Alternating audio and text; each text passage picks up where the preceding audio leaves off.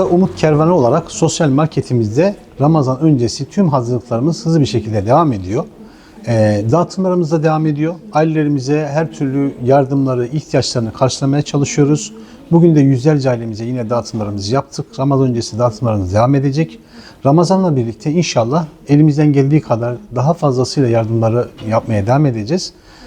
Sadece gıda, kahvaltılık ya da temizlik ürünleri değil, Ramazan'la birlikte inşallah nasip olursa onların nakdi ihtiyaçlarını da karşılayacağız ki Ramazan'ı güzel bir şekilde geçirebilsinler. Onların da Ramazan olsun diye elimizden gelen her türlü çabayı harcayacağız, sarf edeceğiz inşallah. Bu mübarek Ramazan ayı ile birlikte inşallah onların gönlüne dokunmaya çalışıyoruz. Ramazan bereket, Ramazan merhamet, Ramazan ayrıca paylaşmak olduğu için buradan da tüm hayırseverlerimize sesleniyoruz. Ramazan'ı bir fırsat bilelim. Hem zekatlarımızla kendimizi temizleyelim, hem işte yetimlerimize, dullarımıza, öksüzlerimize, ihtiyaç sahibi ailelerimize elimizi uzatalım. Onları yalnız bırakmayalım. Biz onlara merhametle davranalım ki inşallah Rabbimiz de bize merhamet etsin.